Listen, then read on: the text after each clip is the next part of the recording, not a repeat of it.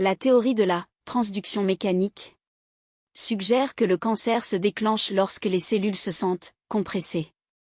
Quel changement physique dans les tissus des plus de 50 ans provoque cela? A. Une rétention d'eau accrue. B. La réticulation du collagène, raidissement des tissus.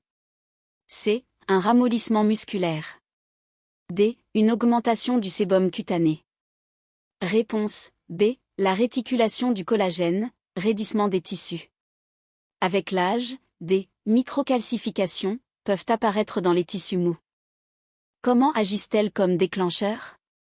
A. Elles fournissent du calcium supplémentaire pour les os. B. Elles agissent comme des irritants physiques provoquant des microblessures chroniques. C. Elles aident les cellules à respirer. D. Elles améliorent la conduction nerveuse. Réponse B. Elles agissent comme des irritants physiques provoquant des microblessures chroniques. Qu'est-ce que la théorie écologique du déclenchement du cancer après 50 ans? A. Le cancer est causé par le réchauffement climatique. B. Le cancer est une cellule qui s'adapte à un écosystème toxique à l'intérieur du corps. C. Le cancer ne survient que dans les villes. D. Le cancer est causé par la plantation d'arbres. Réponse B. Le cancer est une cellule qui s'adapte à un écosystème toxique à l'intérieur du corps. Le modèle de l'oncogénèse adaptative soutient que le cancer n'est pas déclenché par des mutations fortes, mais par la des cellules saines à mesure que nous vieillissons. A. Vitesse accrue. B. Perte de vigueur ou déclin de la fitness cellulaire. C. Meilleure mémoire. D. Tension plus élevée. Réponse B. Perte de vigueur. Quel bouclier à la surface des cellules s'use après 50 ans, les rendant vulnérables à la fusion avec d'autres cellules et à l'instabilité? A. Le glycocalyx manteau-glucidique. B. Le cytosquelette. C. La gaine de myéline. D. L'épiderme.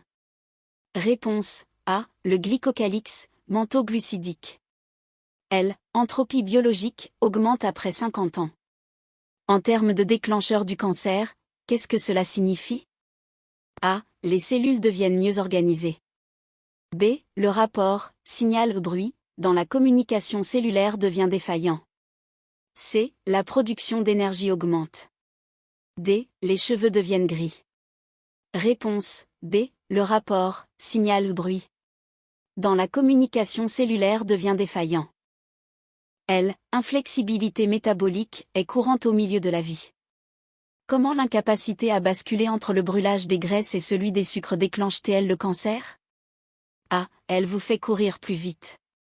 B. Elle crée un environnement constant, riche en glucose, qui alimente la signalisation oncogène. C. Elle nettoie les artères. D. Elle empêche de ronfler. Réponse B. Elle crée un environnement constant, riche en glucose.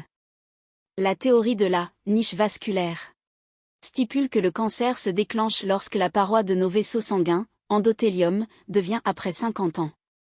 A. Transparente. B. Perméable et inflammatoire. C. Extrêmement épaisse. D. Multicolore. Réponse B. Perméable et inflammatoire. La défaillance hormétique survient lorsque le corps ne peut plus supporter de petites doses de stress. Pourquoi est-ce un déclencheur de cancer chez les plus de 50 ans? A. Les petits stress provoquent désormais des pannes totales du système au lieu de renforcer la cellule. B. Cela rend les gens plus détendus. C. Cela améliore la qualité du sommeil. D. Cela développe les muscles. Réponse A. Les petits stress provoquent désormais des pannes totales du système. Qu'est-ce que la défaillance de la signalisation paracrine dans le contexte du vieillissement et du cancer? A. Les muscles cessent de bouger. B. Une cellule cesse d'écouter les signaux d'arrêt de croissance envoyés par sa voisine immédiate. C. Le cerveau cesse de penser.